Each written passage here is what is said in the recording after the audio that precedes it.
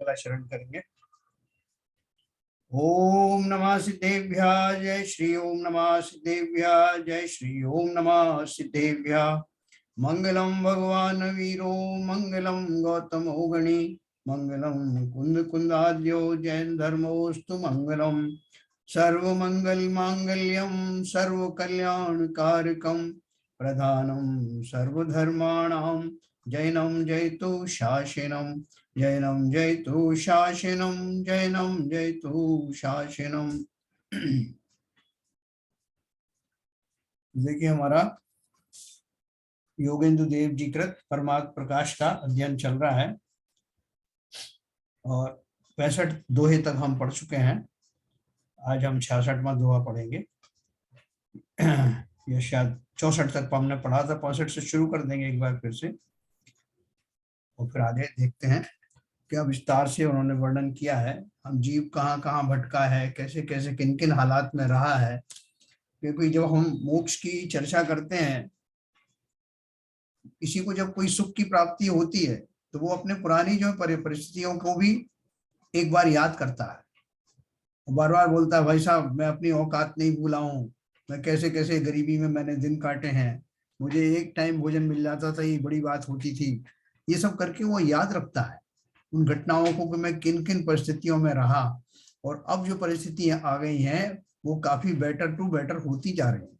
ऐसा हमको संसारी अवस्था में भी इस तरह के चिंतन होते हैं। तो यहाँ आचार्यों ने पहले तो हमको वो सिद्ध पर्याय में होने वाले सुख आदि बता दिए। ये भी हमें दे दिया कि वो सिद्ध पर्याय की प्राप्ति किन किन गुणों के कारण होती, कौन कौन से गुण जब डेवलप होते हैं तो सिद्ध पर्याय की प्राप्ति होती है। किस कारण से मैं संसार में रुला हुआ था ये भी हमें मुख्य रूप से बताया। लेकिन अभी इतने से काम चलता नहीं, क्योंकि हम बड़े बेशर्म हैं। ये तो हमने बहुत बार सुनी होगी कथाएं हमारी, लेकिन हमने उसको ऊपर ज्यादा ध्यान दिया नहीं। लेकिन अब चूंकि हम इस मुकाम पर आ गए हैं, हमारी दशा थोड़ी सी बेहतर हुई है, तो आचार्यों ने सोचा कि लगे हाथ इनको अपनी पुरानी औकात भी फिर से याद दिला दी जाए। क्योंकि अभी हम उस मोड में है ना, समझ वाले मोड में है, इसलिए अवश्य वो कारगर होगा। तो इसी के लिए उनका दोहा नंबर 65-66 हम के पढ़ेंगे, जिसमें हमने पहले क्या पढ़ा था। देखिए बताता हूँ।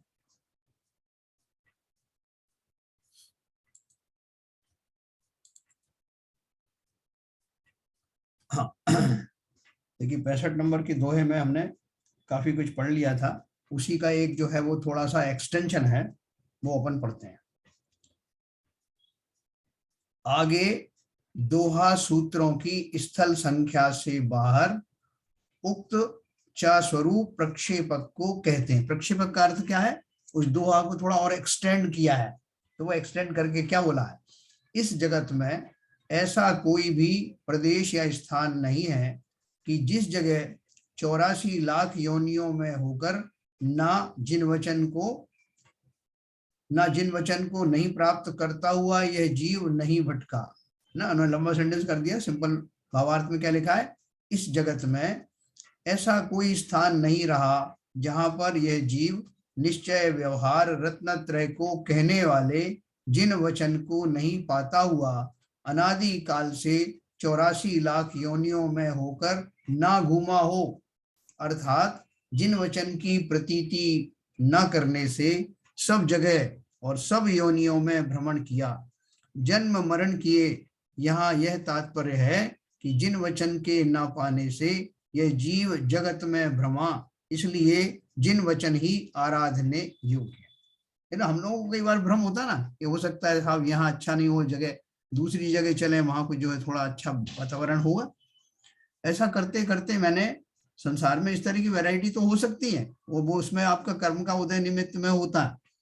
हमने इसी भाव के साथ 5 तरह के परिवर्तन किए, द्रव्य क्षेत्र काल भव और भाव, ऐसे 5 परिवर्तन हमने किए। और जो एक से एक बढ़कर के काल है, युगल जी ने अपने पूजन में कहा ना, भवन में जी भर घूम चुका, कण कण को जी भर भर देखा, मृग समृग तृष्णा के पीछे मुझको न मिली सुख की रेखा, है ना। वो क्या बोल रहे हैं कि इस भव रूपी संसार में, इस जंगल में मैं अनादि काल से घूम रहा हूं और इसी आकांक्षा में कि मुझे कहीं ना कहीं सुख जरूर मिल जाएगा। तो बोले जिस तरह से वो जो मृग होता है ना, पानी की खोज में रेगिस्तान में दर दर मारा मारा फिरता है, दूर से जो है रेत को देख करके उसको भ्रम हो जाता है कि शायद यहाँ पानी हो, और वहां भी उसको निराशा हाथ लगती है और वो प्यासा की प्यासा रह जाता है। ऐसे मैं भी इस संसार रूपी जंगल में, वन में उस उष्णता को महसूस करता हुआ भटक रहा हूं अपने आप को शांति दिलाने के लिए, लेकिन मेरा यह प्रयास आज तक सफल हुआ नहीं, क्योंकि संसार में ऐसा शांति स्थल कोई है नहीं। अगर होता तो तीर्थंकर क्यों तजते, जो संसार विषय सुख हो तो तीर्थंकर क्यों त्यागे, काहे को तप साधन करते और संयम को अनुरागे। क्यों करते वो सब अगर यहाँ संसार में होता तो इसलिए हम, भले ही हमारी समझ में नहीं आता, लेकिन हम अपने आदर्श पुरुषों को तो देखे ना कि उन्होंने क्या किया था। अभी अपन जो नौकरी चाकरी करते हैं तो शुरू शुरू में लोगों को टूरिंग अच्छा लगता है, साहब मेरे बॉस ने आज मुझे टूर पे भेज दिया, बहुत खुश हो जाते हैं। साहब दूसरा उससे ईर्ष्या करता है, तुम्हारा बढ़िया है सेटिंग, हर कभी टूर पे चले जाते हो। फिर धीरे धीरे करके बच्चे बड़े होते हैं तो फिर टूर से मजा नहीं आता, फिर बोलते हैं साहब मुझे तो स्थायी रहने दो एक जगह, मुझे अभी टूर वूर का कोई आकर्षण नहीं रहा। तो वो स्थायी रहने की हमारी जो है वो अवस्थिति आ चली है, बहुत टूर कर लिए हमने और इस आशा में किए कि कहीं ना कहीं सुख मिलेगा, लेकिन अब हमें एक ऐसा स्थान चाहिए जहां और कोई परिवर्तन, 5 प्रकार के परिवर्तन, द्रव्य क्षेत्र काल भव और भाव वाले ना हो, हमें अब भटकना ना पड़े, एक स्थायी मुझे अपनी जगह खोजनी, और वो स्थायी जगह ऐसी हो जहां मुझे अव्याबाद सुख की प्राप्ति हो, जिस सुख में फिर कोई बाधा ना हो, निष्कंटक मैं उस सुख का वेदन करूं, और ऐसा एक ही स्थान है। तो ये सब मेरी उपज जो है उस शांति को प्राप्ति करने की ओर तभी हुई जब मैंने जान लिया कि संसार निस्सार है, यहाँ किसी तरह की कोई शांति होने का सवाल नहीं। तो ये उन्होंने प्रक्षेपक दोहा में बताया कि मैंने जिन वचन की प्रतीति ना करने से, मैंने देखो उसमें कारण भी बताया कि मैंने अनादिकाल से मैंने जिन वचनों को सुना अनेक बार, मेरा इतना लंबा चौड़ा जीवन चला रहा है, अनादिकाल से मैं हूं, तो ऐसा तो है नहीं कि मुझे जिन वचनों का जो है वो सानिध्य नहीं मिला होगा, पंच परमेष्ठियों का सानिध्य नहीं मिला होगा, सब कुछ मिला, लेकिन मैंने उसके ऊपर ज्यादा ध्यान दिया नहीं। इसलिए सब जगह जिन वचन की प्रतीति ना करने से सब जगह और सब योनियों में भ्रमण किया।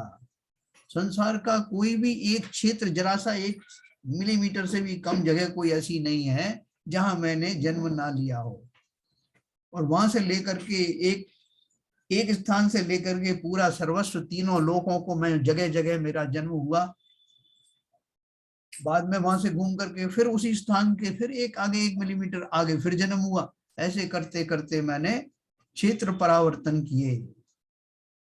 द्रव्य का द्रव्य परावर्तन क्षेत्र हम लोग बहुत विस्तार से पढ़ा था, मैं आपको फिर कभी बताऊंगा। द्रव्य क्षेत्र काल भव और भाव, ऐसे एक से एक उत्तरोत्तर लंबे लंबे समय वाले कंजू अनंत काल है ये, ऐसे मैंने परावर्तन किए। और क्यों किए परावर्तन? अपने ही उस चाहत के मारे, जिस चाहत को की वजह से मैं शांति की खोज में निकला तो जरूर, लेकिन बार बार उस कीचड़ में ही धंसता रहा। अपने उन भावों में इतनी कुटिलता मैंने की, दूसरों को सताने में, दूसरों को मारने में, किसी भी तरह से मुझे शांति मिल जाए, वे मेरा भाव था। लेकिन चूंकि मेरा जो उनकी दिशा गलत होने के कारण मैं स्वयं ही उस संसार में और उसके दलदल में गहरा धंसता चला गया। तो इसलिए उन्होंने कहा कि मैंने जिन वचन सुने और नहीं सुने, सुने जैसे नहीं सुने। सुनने का अर्थ क्या है?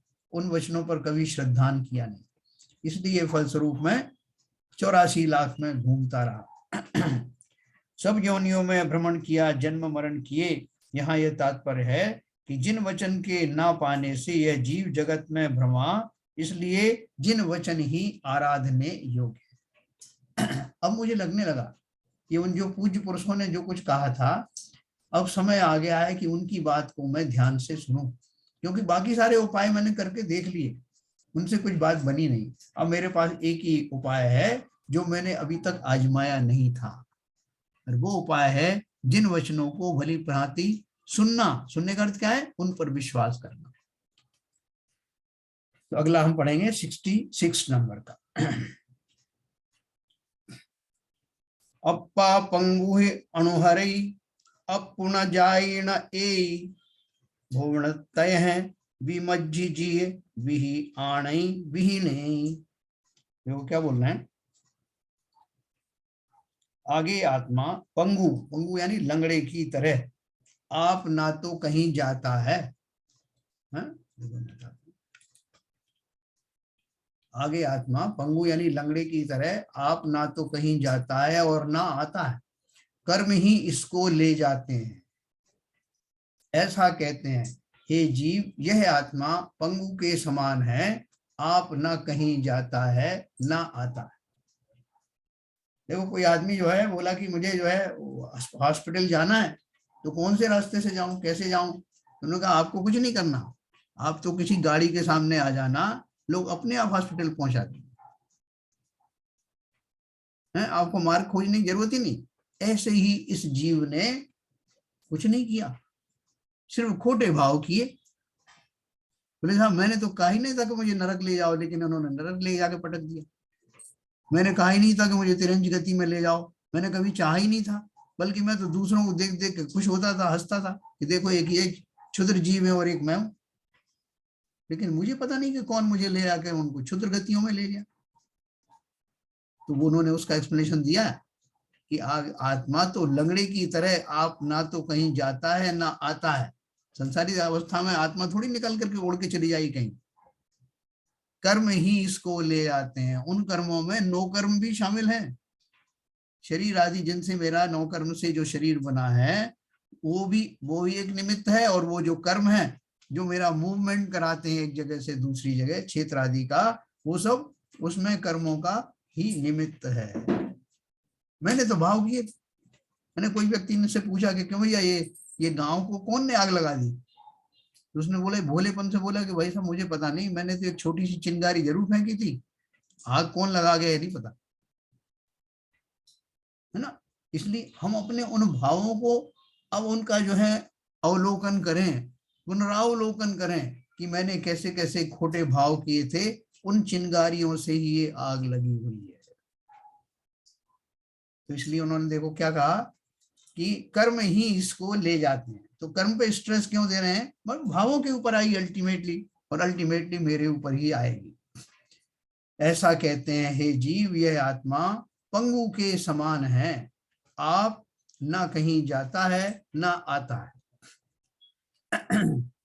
तीनों लोक में इस जीव को कर्म ही ले जाता है, कर्म ही ले आता है ना। कर्म आपने बुरे किए, एक जगह चला गया, वो कर्म समाप्त हुए तो दूसरी जगह ले आया, पटक दिया, है ना। उस दिन शैलन जी बोल रहे थे ना कि साहब अगर किसी ने ऐसे खोटे भाव किए, उसको तिरंज गति में गया, सिंह आदि पर्यायों में गया, हिंसक पशु बना, पहले नरक चला गया, नरक जाकर के वो आया तो उसको ऐसी क्रूर पशुओं की गति मिली, जिसमें फिर पाप करने की जो है उसकी दशा हो गई। तो वो पूछ रहे थे कि दो बार सजा क्यों दे मिल रही? तो दो बार नहीं मिल रही, एक बार की सजा को दो किश्तों में दी गई।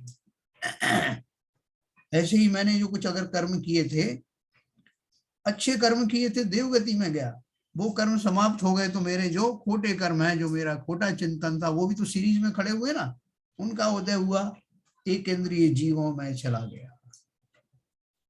इसलिए हर दशा में, हर पर्याय में, हर क्षण में मुझे बहुत सतर्क रहने की जरूरत है। देखो मुझे किसी के द्वारा बताए जाने की अब जरूरत नहीं है, मैं खुद समझ सकता हूं कि मेरे भाव किस दिशा में जा रहे हैं, इन परिणामों का क्या फल होगा, है ना। अपने पास एक पुस्तक है ना, इन परिणामों का क्या फल होगा, कभी अपन पढ़ेंगे, छोटी सी पुस्तक है। और ऐसा हम सबको स्वयं ही वो हमारे लिए गाइड है, उसमें देख लेना और अपने भावों से कंपेयर कर लेना, इन भावों का क्या फल होगा। किसी से पूछने की जरूरत नहीं। जैसा मैं अवधि ज्ञानी महाराज से तो पूछूं कि मेरे ऐसे खोटे भाव आ रहे हैं तो इनसे क्या होगा, अब तो इतना तो अपन भी समझने लग गए। तो देखो आगे क्या लिखा उन्होंने, ये आत्मा शुद्ध निश्चय नय से अनंत वीर का धारण करने वाला होने से शुभ अशुभ कर्म रूप बंधन से तो रहित है। अनंत वीर है ना मेरे पास, अनंत क्षमता है, तो भी व्यवहार नय से इस अनादि संसार में निज शुद्धात्मा की भावना से विमुख जो मन वचन काय इन तीनों से उपार्जे कर्मों कर उत्पन्न हुए पुण्य पाप रूप बंधनों कर अच्छी तरह बंधा हुआ पंगु के समान आप ना कहीं जाता है ना कहीं आता है ना। साहब मैंने तो कुछ नहीं किया, मैंने जरा सी चोरी वोरी की थी, ये पुलिस वालों ने हथकड़ी लगा दी, बेड़ी लगा दी, इन्होंने बंधनों में बांध दिया, और मैं जाके भगवान के सामने रो रहा हूँ कि साहब अष्टकर्म एक दुष्ट हैं और इन्होंने मुझे बहुत सताया, उन्होंने सताया। वो तो सब साधन रखे हैं, जैसे कि पुलिस स्टेशन में रखे रहते हैं, हथकड़ियां हैं, बेड़ियां रखी हुई हैं, आप ऐसे काम करोगे तो आपके लिए वो साधन हो जाएंगे ना। वैसे ही वो बोल रहे हैं यह आत्मा शुद्ध निश्चय नय से तो अनंत वीर का धारण करने वाला होने से शुभ अशुभ कर्म रूप बंधन से सर्वथा रहित है, तो भी व्यवहार नय से इस अनादि संसार में निज शुद्धात्मा की भावना न होने के कारण जो मन वचन काय इन तीनों से उपार्जे कर्मों कर उत्पन्न हुए पुण्य पाप रूपी बंधनों कर अच्छी तरह बंधा हुआ पंगु के समान आप ना कहीं जाता है ना कहीं आता। और पुलिस वाले ले जाएंगे अब आपको कुछ नहीं करना वैसा। तो साहब मैंने थोड़ी अपने हाथ से हथकड़ी और वो बांधी, मुझे तो बांधने नहीं आता। बोले आप चिंता मत करो, आपको भली प्रकार बांधा जाएगा, फिर आप कितना खोलने का प्रयास भी कर लेना, आप खोल नहीं पाओगे। ऐसे ही इस जीव की अनंत सामर्थ्य होते हुए भी अपने ही दोषों के कारण, अपनी भूलों के कारण तीन जगत में इसको बांधा बांधा कर्मों के द्वारा बंधनों को प्राप्त होता है और जगह जगह इसको ले जाया जाता है और ये कुछ भी कर नहीं पाता। उस लंगड़े की तरह से हाथ खींच करके उसे चला दिया जाता है। ऐसा ही जीव लंगड़ों की तरह से कार्य करता हुआ दिखाई देता है। जैसे बंदीवान आपसे ना कहीं जाता है और ना कहीं आता है, चौकीदारों कर ले जाया जाता है और आता है, आप तो पंगु के समान हैं। वही आत्मा परमात्मा की प्राप्ति के रोकने वाले चतुर्गति रूप संसार के कारण स्वरूप कर्मों कर तीन जगत में गमन आगमन करता है। वो क्या बोल रहे हैं, एक गति से दूसरी गति में जाता, किस वजह से जाता है कि मेरे पास में उन चतुर्गति से रोकने के साधन तो मौजूद थे, लेकिन मैंने उनका उपयोग किया नहीं। जो मुझे बचा सकते थे चतुर्गति में जाने से, मैंने उन साधनों का अर्थात उन भावों का अर्थात उन संयम आदि का कभी भी वर्ण किया नहीं, उपयोग किया नहीं। इसी कारण से वो जो कैदी जो लेके जाते हैं कैदी को, तो वो एक बार ऊपर से आदेश की प्रतीक्षा करते हैं कि साहब इनको बुलाया मजिस्ट्रेट साहब ने, इनको ले जाए क्या। तो वो ध्यान से उनकी सब बात सुनता है, उनका जो बॉस है ऊपर का, फिर कहता है यस ले जाओ इनको, जेल में डाल दो इनको। तो मुझे जाना पड़ता है जेल में। तो आदेश कहाँ से आ रहा है, मेरा आदेश मैंने ही इसकी व्यवस्था कर रखी है। ये वो कर्म मुझे पकड़ के लेके जाते हैं और मजबूरन मुझे जाना पड़ता है ना। देखो यहाँ कर्मों की जो सबलता है उसका अर्थ क्या है। एक तरफ तो अपन कहते हैं कर्मों में तो कोई जड़ है, कर्मों में ना तो कोई ज्ञान है और ना उनमें कोई ऐसी बलवानपना है। तो यहाँ जो कर्मों की बात कर रहे हैं वो मैं ही अपने भावों के कारण उत्पन्न होने वाले इस कर्म रूपी जाल में फंसता हूं, है ना। तो उसकी दशा बता रहे हैं।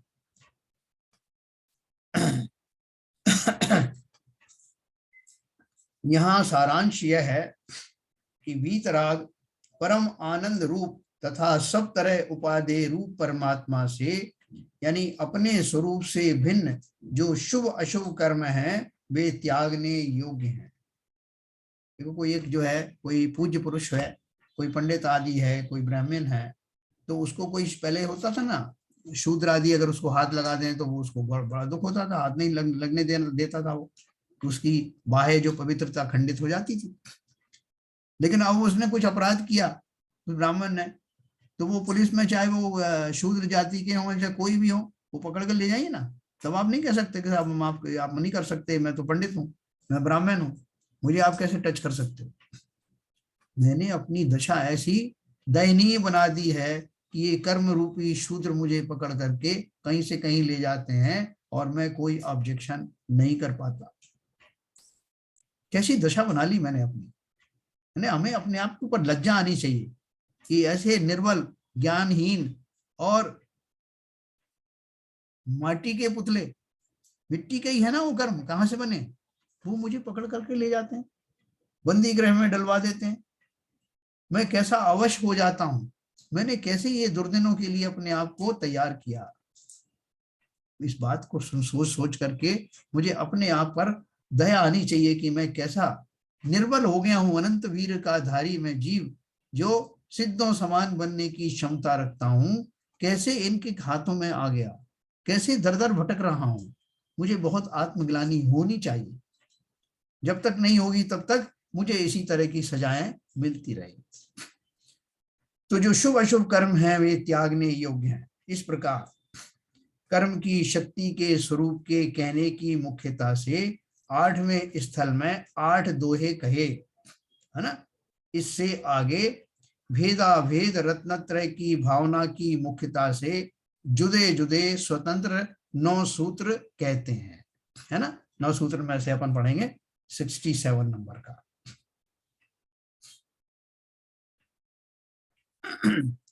अप्पा अपुजी परुजी परू, अप्पा परुजी जिणा हुई, परुजी कयाई भी अपूर्णवी नियमे पवणई जोई। क्या बोल रहे हैं। इस प्रकार कर्म की शक्ति के स्वरूप को कहने की मुख्यता से 8वें स्थल में 8 दोहे कहे।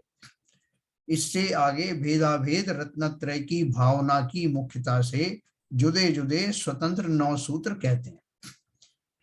निज वस्तु आत्मा ही है, देहादि पदार्थ पर ही है, आत्मा तो परद्रव्य है नहीं, आत्मा तो परद्रव्य नहीं होता और परद्रव्य ही कभी आत्मा नहीं होता, ऐसा निश्चय कर योगीश्वर कहते हैं।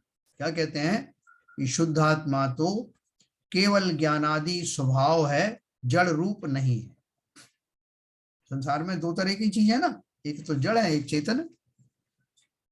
तो मेरे अलावा यानी जीव के अतिरिक्त बाकी सब जड़ ही हैं। देखो कितना अनुपम द्रव्य मैं हूं, मैं ही चैतन्य हूं। जड़ कहने में भी मुझे कैसा लगता है, उनकी क्षुद्रता का जो है ख्याल में आती क्षुद्रता कि मैं कितना महान और वो कितने क्षुद्र। ये बात अलग है कि क्षुद्र तो कुछ भी नहीं होता, सब अपने अपने हिसाब से सब कार्यकारी होते हैं। लेकिन अगर मैं चैतन्यता और जड़त्व के हिसाब से सोचूं तो मैं सर्वथा सब तरह से सर्वशक्तिमान चैतन्य स्वरूपी ज्ञान गुणों से भरा हुआ वो अद्भुत द्रव्य हूं। इसका कोई कंपैरिजन नहीं, अद्वितीय हूं मैं। तो क्या बोल रहे हैं, शुद्ध आत्मा तो केवल ज्ञानादि स्वभाव है, जड़ रूप नहीं है, उपाधि रूप भी नहीं है, शुद्धात्म स्वरूप ही है। पर जो काम क्रोध आदि पर वस्तु भाव कर्म द्रव्य कर्म नो कर्म है वे सब पर ही हैं, अपने नहीं है। जैसे हम किसी के घर गए, माँ बेटे जो है किसी के घर गए, वहां से लौटे तो बच्चे ने बहुत सारी सामान अपनी जेब में डाल ली। तो घर से बाहर आए तो माँ को कुछ डाउट हुआ कि इसके जेब में कुछ है। तो उसने पूछा, तलाशी ली कि क्या ले आए सब। बोले देखो ये चम्मच ले आया, ये वहां से ये चीजें खिलौने ले आए, सब ले आए। बोले अरे ये तुम्हारे नहीं है, फेंको इनको, वापस करके आओ, जिसके वहां दे के आओ। उसको ज्ञान है और उसने बच्चे को भी ज्ञान करा दिया कि जो मेरा है वो रख सकते हो, जो दूसरे का है उसे रख नहीं सकते, उसको रखना ही अपराध है। तो ये ख्याल में तो आए ना कि मेरा क्या है और मेरा क्या नहीं। आचार्यों ने बताया कि शुद्ध आत्मा तो केवल ज्ञानादि स्वभाव है, ये मेरी वस्तुएं हैं, और जो काम क्रोध आदि पर वस्तु भाव कर्म द्रव्य कर्म नो कर्म है वे अपने नहीं है। तो क्यों लिए घूम रहे भाई, ये सब गलती से आ गए थे। बच्चा बोले कि साहब वो गलती से आ गए थे, मैंने वो कपड़े अपने टांग दिए थे, उनके साथ लिपट के आ गए थे, मेरा कोई भाव नहीं था इनको लाने के। तो बोले बहुत बढ़िया है, अब इनको वहीं फेंक दो और आगे से सावधान रहना कि वो भूल से भी साथ में ना आ जाए। ऐसे आचार्यों ने हमें सावधान किया कि अनंत भवों में मैंने ये भूलें की, कभी जान करके कभी अनजाने में पर वस्तुओं को ग्रहण किया, जिसके फलस्वरूप मैं नाना तरह से घूमता रहा, 84 इलाकों में सजाएं काटता रहा। अब सतर्क हो जाओ, ये जानो कि तुम्हारा क्या है और तुम्हारा क्या नहीं है, संसार में मेरा क्या है। अकिंचन धर्म को पहचानो, एक कण भी मेरा नहीं, एक तृण भी मेरा नहीं, मैं निर्भर हूं सर्वथा, कोई जिम्मेदारी मेरी नहीं, मैं सिर्फ अपने स्वभाव का रखवाला हूं, स्वभाव ही मेरा है, केवल ज्ञानादि गुण ही मेरे हैं, उसके अलावा पर भाव भी जो मेरे अंदर ही प्रकटते हैं, राग देश आदि, वो भी मेरे नहीं है। ओनरशिप छोड़ो, किसी की भी ओनरशिप मत लेना इन सब चीजों की, नहीं तो बहुत पछताएंगे।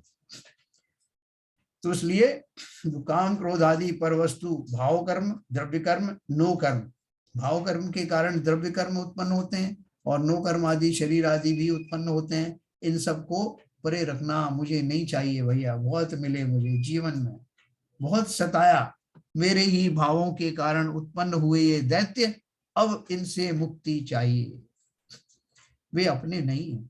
जो यह आत्मा संसार अवस्था में यद्यपि अशुद्ध निश्चय न कर काम क्रोधादि रूप हो गया है, तो भी परम भाव के ग्राहक शुद्ध निश्चय न कर अपने ज्ञानादि निज भाव को छोड़कर काम क्रोधादि रूप नहीं होता, अर्थात निज भाव रूप ही है। देखो क्या एक बहुत बढ़िया बात है, ये जो कभी तो मैं कहते हैं कि आप सो ज्ञान गुणों के धारी हैं और आप केवल ज्ञान आदि के धारी हो, और कभी आप बोलते हो कि आप रागी हो, देशी हो, कभी मुझे गालियां देने लगते।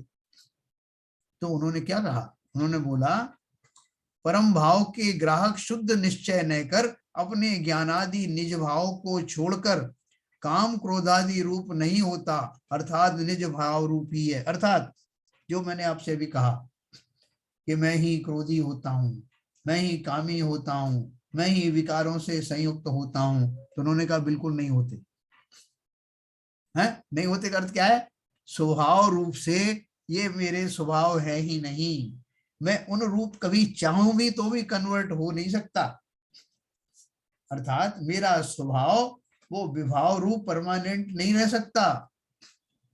ये तो मेरी पर्याय जनित भूलों के कारण ऊपर ऊपर की धूलें लग गई हैं, ऊपर ऊपर के रंग और पेंट लग गए हैं, लेकिन वे कभी मेरे अंदर प्रविष्ट नहीं हो सकते। जो कुछ मैंने भूलें की हैं, वो भूलें भी छूट जाने वाली हैं, वो कभी मेरा स्वभाव बनने वाली नहीं।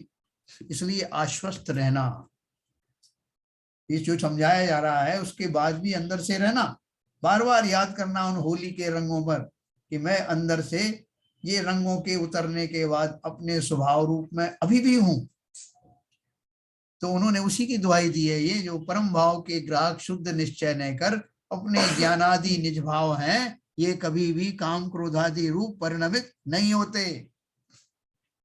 पर्यायों में ये अशुद्धियां हो जाती हैं, ऊपर ऊपर से हो जाती हैं, मेरे स्वभाव को टच करते नहीं, मेरा स्वभाव कभी बदलता नहीं। इसलिए अगर ये भूल भी होती तो निकाल दूंगा। आपके कपड़ों पे कोई धूल वूल लग जाती कहीं बैठने से, तो झाड़ देते हो, आप हटा देते हो, दुखी थोड़ी होते हो। तो इसलिए आपको आचार्यों ने दोनों तरह की बात बताई। क्या बात बताई कि भैया ये अपन भूल करते हैं, जैसे किसी ने चोरी करी तो उसको सजा मिलती है, लेकिन वो चोरी से मुक्त हो जाता है, वो सदाचरण करने लगता है तो उसको थोड़ी कोई सजा मिलेगी। ऐसे ही जब तक मैंने पर भावों को अपना भाव मान करके या राग द्वेष आदि जो भाव हैं उनमें संयुक्त होने के बाद उनमें ही राग रंग में फंसा रहा, तो अवश्य सजा मिलती।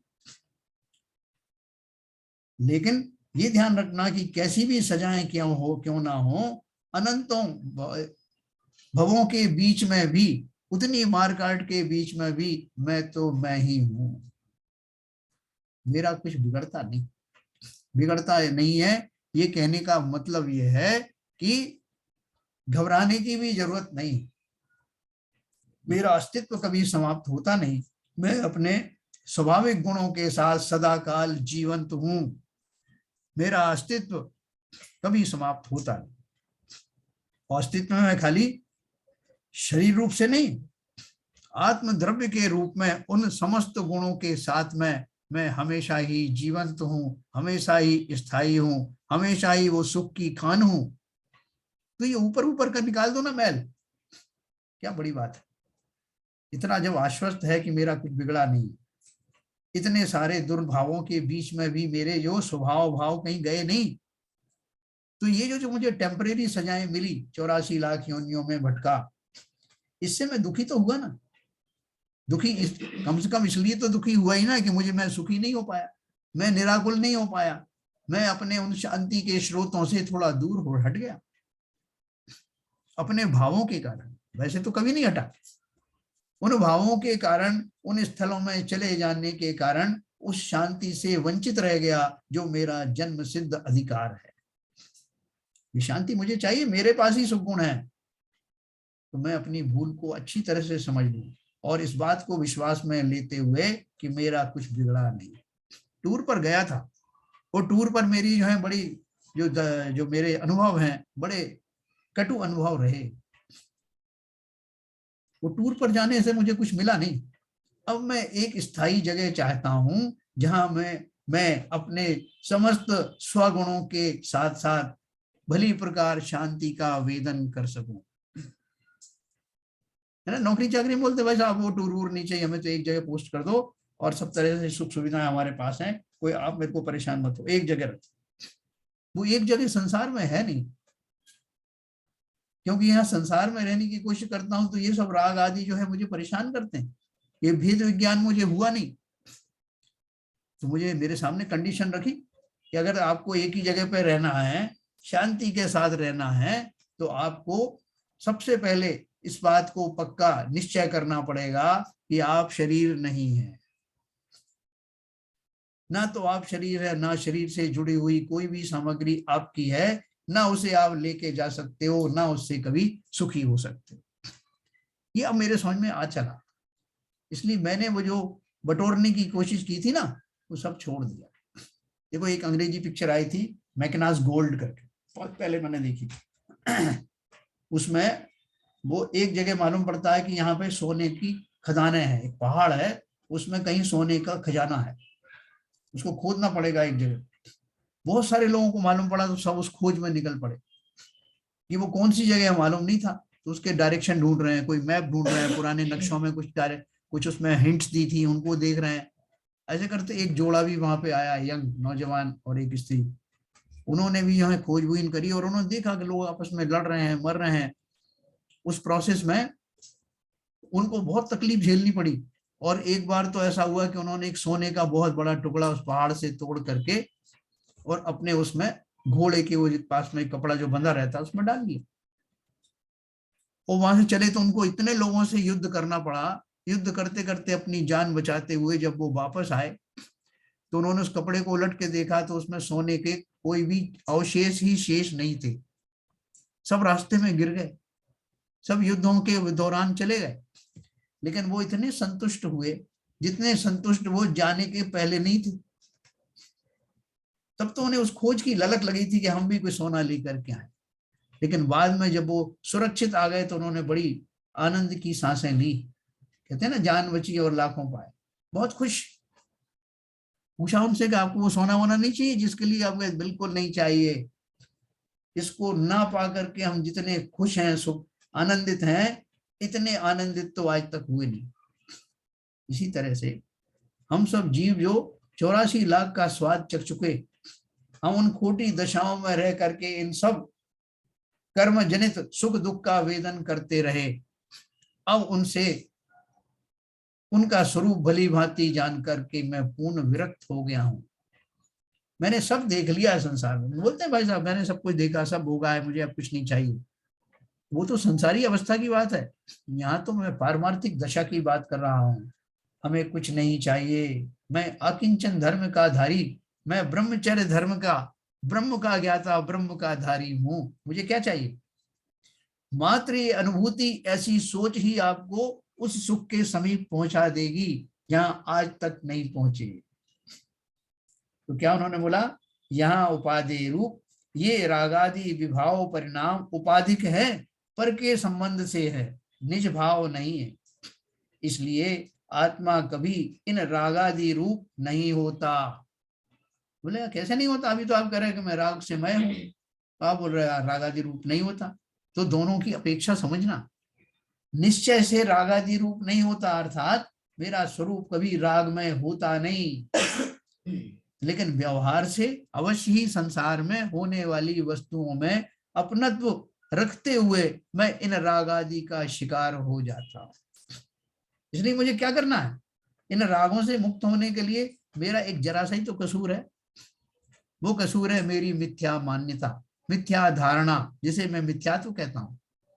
इस शरीर और इससे जुड़े हुए समस्त नाते रिश्ते वस्तुओं को अपना मानने की भूल ही तो मुझे इन खोटी जगहों पर ले जाती है, मुझे अपने स्वरूप का साक्षात्कार होने नहीं देती। तो इसलिए उन्होंने क्या कहा, ये रागादि विभाव परिणाम औपाधिक हैं, उपाधि से जनित हैं, संसारी हूं ना मैं, इसलिए इस उपाधि के कारण ये सब मुझे मिले, पर के संबंध से हैं, निज भाव नहीं है। कि भाई साहब आप राजा बन गए ना, अब आप ऐसे नहीं चल सकते, वैसे नहीं बैठ सकते, अब आपको ये करना पड़ेगा। मैं बंध गया, मैं सामान्य जनों की तरह जीवन जीना चाहता हूं, लेकिन नहीं मिलता मुझे। तो बोल रहे हैं कि ये निज भाव नहीं है, इसलिए आत्मा कभी इन रागादि रूप होता नहीं है, ऐसा योगीश्वर कहते हैं।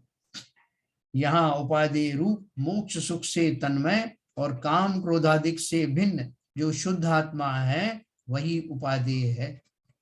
तन्मय बताया उन्होंने, मोक्ष सुख से तन्मय का अर्थ क्या है? कि सुख गुण मेरा मुझसे लगा हुआ है, इंटीमेट है, मेरे अंदर होमोजीनियस है, मुझसे अलग होता नहीं, मैं उस रूप ही हूं।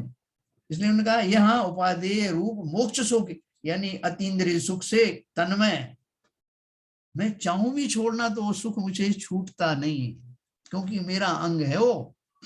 और काम क्रोधादिक से भिन्न जो शुद्ध आत्मा है वही उपादेय है, ऐसा अभिप्राय। उस आत्मा का चिंतन करूं जो सदा काल में सुख रूप ही है। मैं उस सामग्री को तो गिनता नहीं, और वो दूसरी सामग्री जो मेरे लिए वास्तव में ये है उसको लिए घूम रहा हूं। एक हम दोहा और पढ़ते हैं छोटा सा, उसके बाद अपन चर्चा करेंगे। देखिए वो कितना बड़ा है।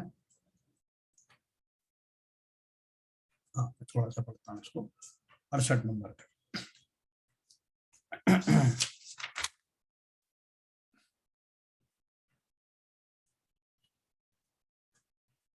नवी उपजय नवी मरई बंधुना मोखु करे, जीव पर मथे जोइया जनवरु एवं भणे।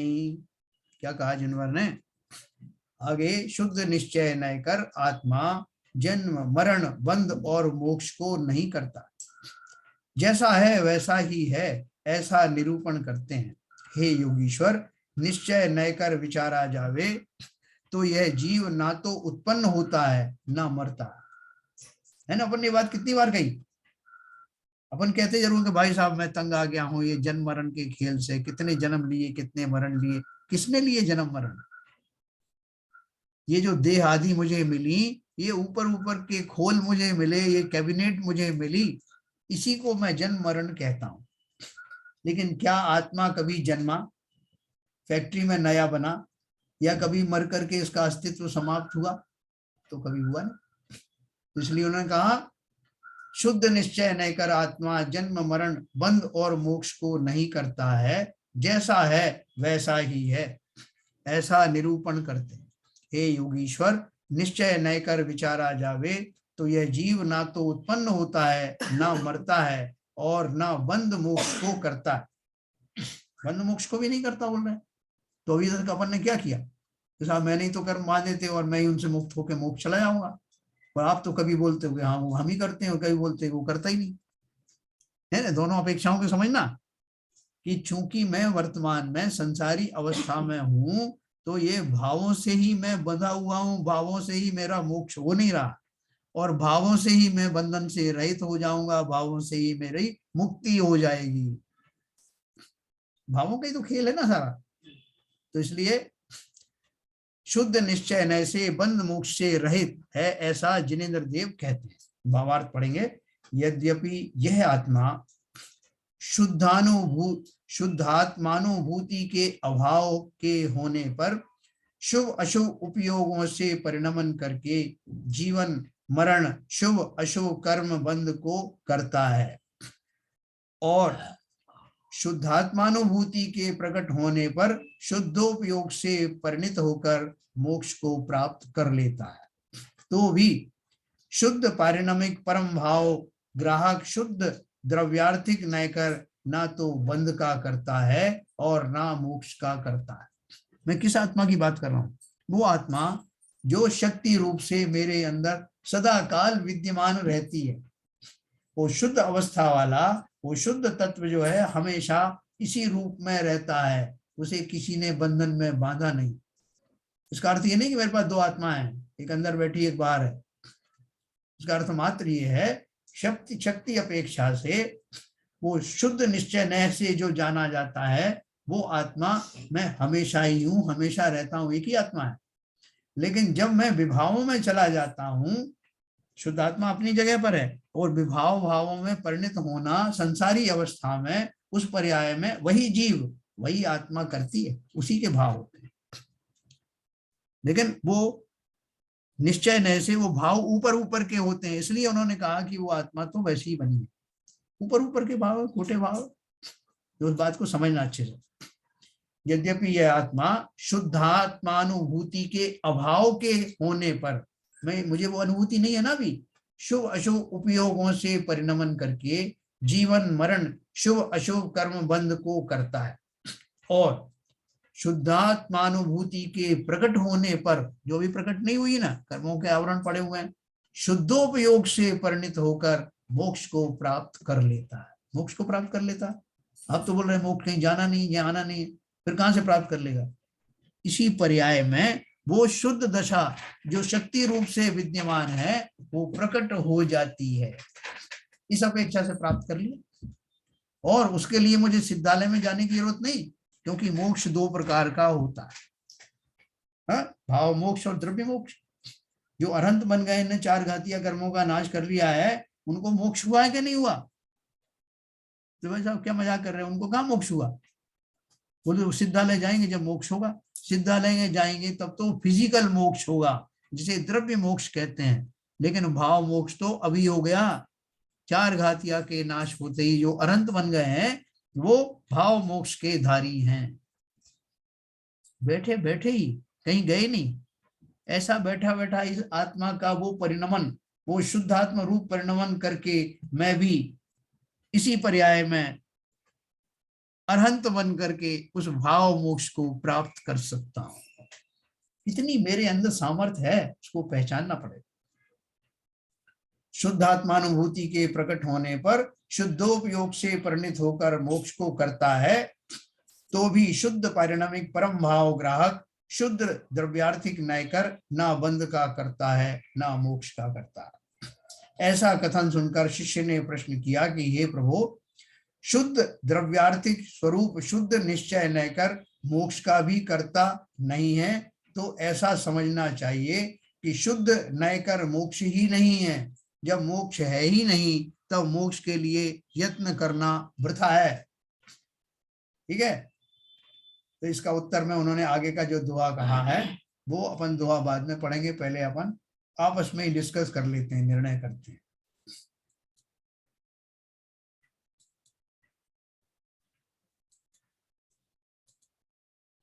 हाँ सर, ऐसा कोई मोक्ष है क्या? ये तो बोलते कोई मोक्ष है ही नहीं। शुद्ध अवस्था आत्मा की मोक्ष है सर, है मोक्ष तो है।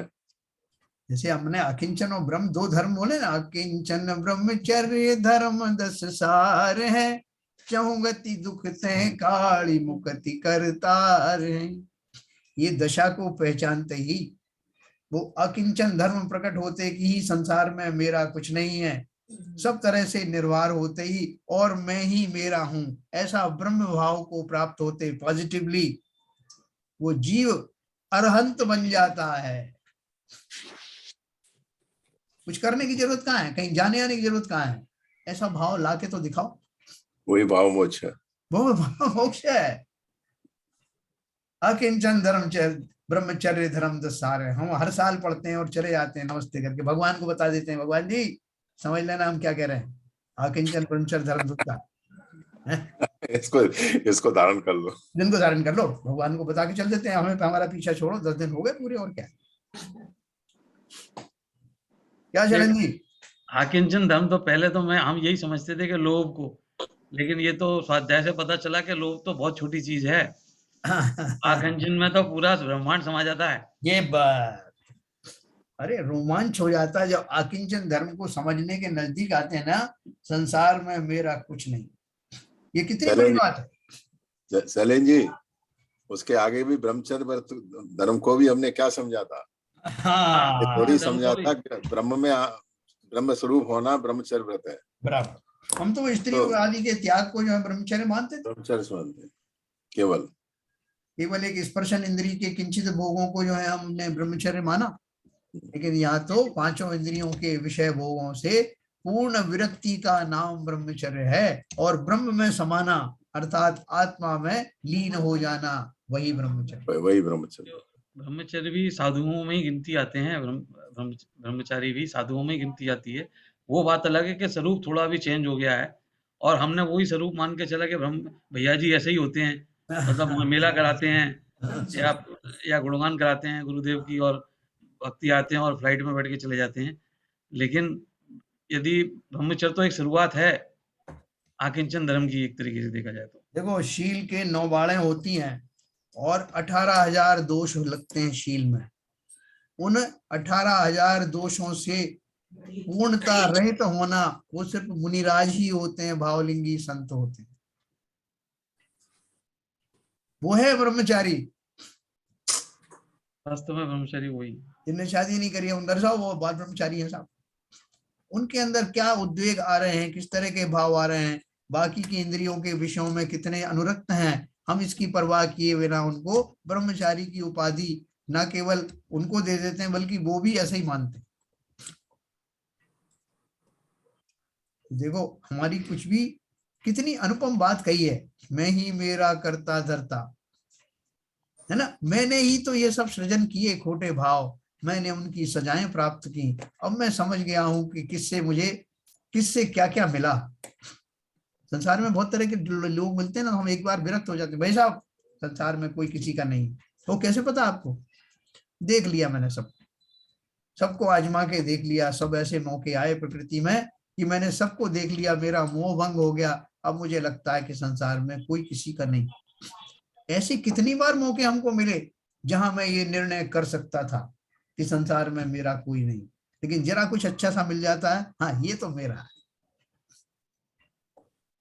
प्रकृति ने बहुत बार मुझे ये मौके दिए जब मैं ऐसा निर्णय करूं कि संसार कोई मेरा नहीं है, संसार का कोई पदार्थ मेरा नहीं है, मैं ना किसी को साथ लेके आया था, ना साथ लेके जाऊंगा, ना ही लेकर जाना चाहता हूं, क्योंकि ये सब मेरे लिए भार स्वरूप है, मैंने खूब देख लिया। ऐसा भाव आता है क्या? आना चाहिए था धीरे धीरे। इसलिए प्रतिकूलताओं का बड़ा महत्व है, मैं आपसे बार बार कहता हूं। वो प्रतिकूलताएं आपको ये साहस दिलाएंगी, ये आपका निर्णय कराएंगी, आपको साक्षात्कार कराएंगी, संसार में कोई किसी का नहीं।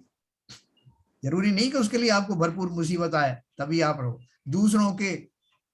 दूसरों के दुख दर्द देख करके भी सीख ली जा सकती है ना। एक सेठ जी थे, उनके बेटे को पुलिस थाने में बंद कर दिया, और वो और भी 2-4 लड़के बैठे थे आवारा, वो उनकी पिटाई विटाई कर रहे थे। अब उसका नंबर आने वाला था सेठ जी के लड़के का, तो सेठ जी वहीं खड़े थे, उनका भाई साहब थानेदार साहब आपको जो कहेंगे मैं करूंगा, मेरे बेटे को मत पीटना। बोले क्यों, फिर ये कैसे समझेगा इसने कुछ गलती की? बोले बगल वाले को एक चाटा मार दो, ये अपने आप समझ जाए, है ना।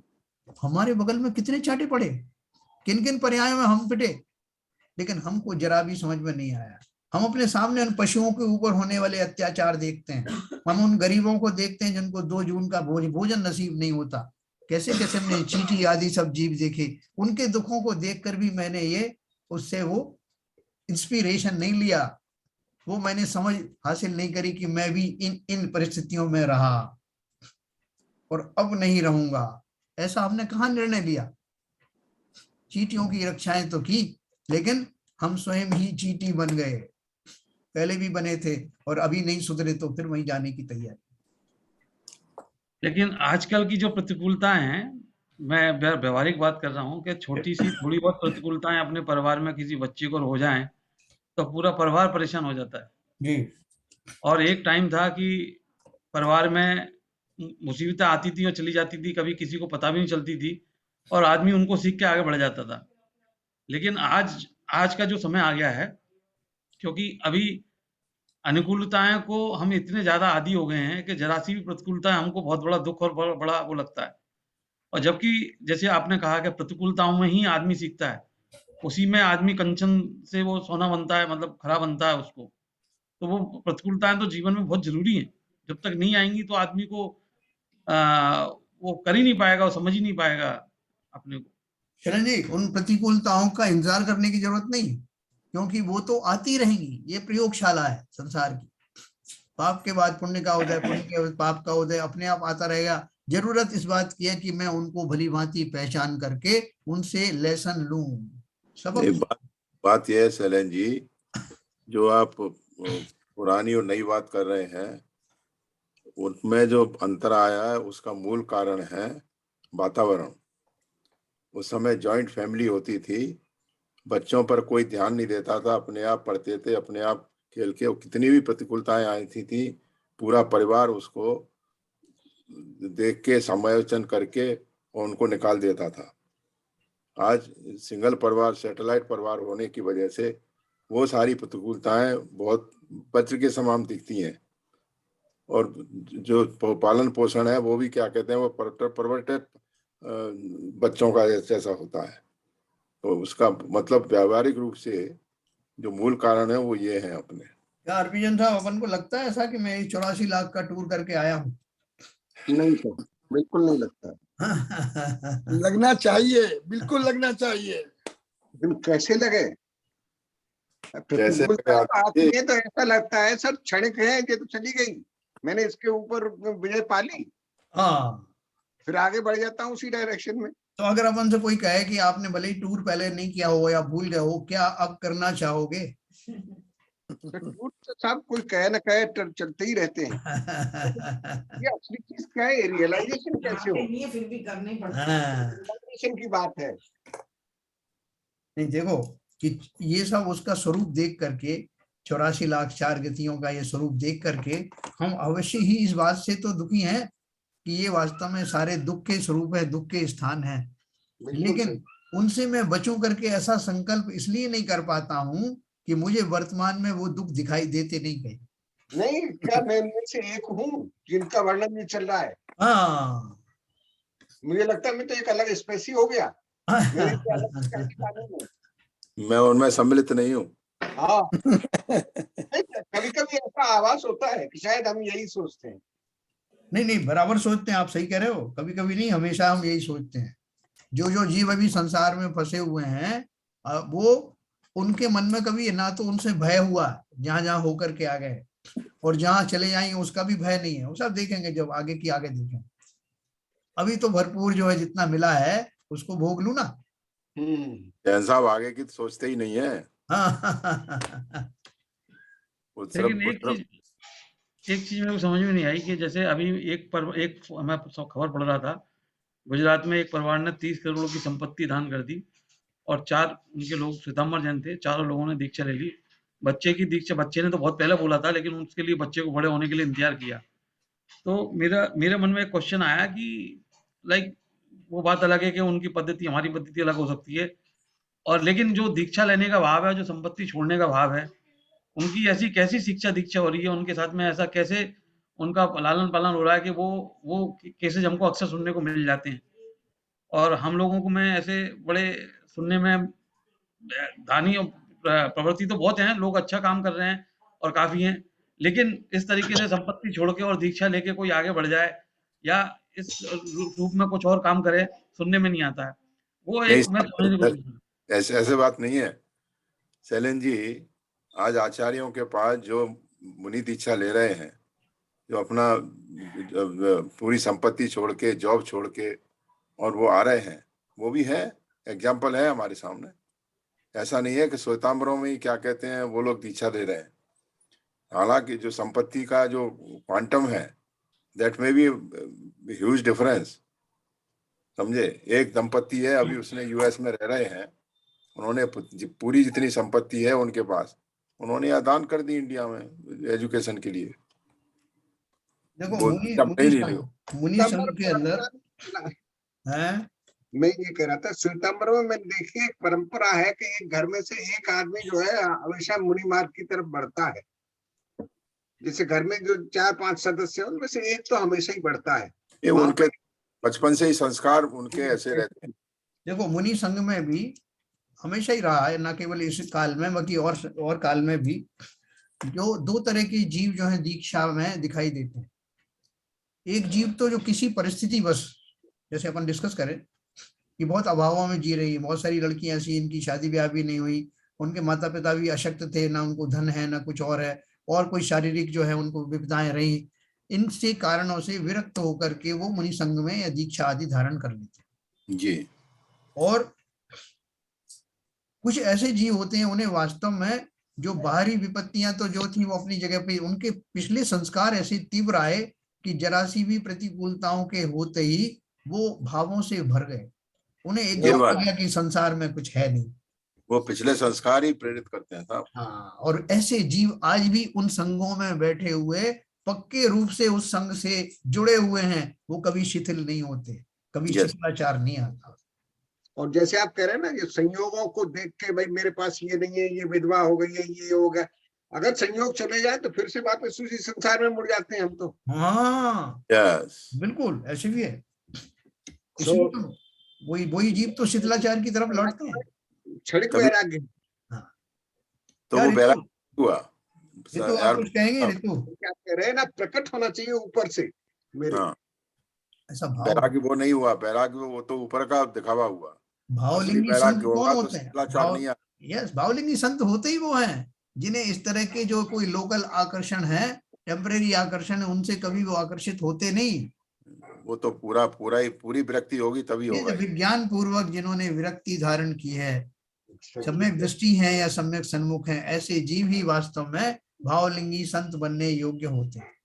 अंकल जी, और जिनके भाव होते हैं वो तो वो बस अपनी जिम्मेदारियों का इंतजार करते हैं कब पूरी हो और हम फिर इस मार्ग पे चल दें। वो तो पूरी तैयारी में रहते हैं, बिल्कुल उदासीन बने रहते हैं। जैसे बराबर टाइम आया, पहले तो क्या क्या हुआ है, राजाओं ने, एक राजा ने एक अपने बेटे को राज दिया और चला गया, उसने अपने बेटे को दिया और वो भी चला गया, और तीसरी पीढ़ी वाले ने तो और भी गजब कर दिया कि वो उसका तो गर्भस्थ शिशु था, माँ के पेट के ऊपर में तिलक लगा करके राज तिलक करके चला गया। ऐसे हमारे शास्त्रों में कहानियां है। तू सही कह रहे हो जैन साहब, जो आप कहते हैं ना प्रतिमा योग की, अगर हम कहानियां पढ़ेंगे तो उससे सारी प्रतिकूलताएं नजर आती हैं और उनसे ही हमको सीख मिलती है, प्रकृति का रास्ता साफ होता है। तो चलिए आज के स्वाध्याय से हम थोड़ा तो एक आध कदम आगे बढ़े होंगे, कहीं ना कहीं हमारे अवचेतन मस्तिष्क में अवश्य ही इस वैराग्य के अंकुर फूटने लगे होंगे। आकिंचन धर्म की एक बार और, आज आकिंचन धर्म की एक बार और व्याख्या हो गई, मतलब हर साल होती है, बीच में हो गई। चलिए साहब, जिनवाली स्तुति करेंगे। ललित जी है ललित जी? हाँ जी, हाँ जी। मिथ्यतम नाश वेको ज्ञान के प्रकाश वेको अपर भास वेको भानु सी बखानी है। द्रव्य जान वेको बंध विधि भान वेको स्वपर पिछान वेको परम प्रमाणी है। अनुभव बताए वेको जीव के जताए वेको कहु न सताए वेको भव्य और आनी है। जहाँ तहाँ तार वे को पार के उतार वे को सुख विस्तार वे को यही जिन वाणी है के जिन वाणी भारती तो जपू दिन रहे जो तेरी शरण गए सो पावे सुख चैन जिन वाणी के ज्ञान से सूझे लुकालो सो वाणी मस्तक धरो सदा देते दो सदा देते दो। जिन वाणी माता की जय।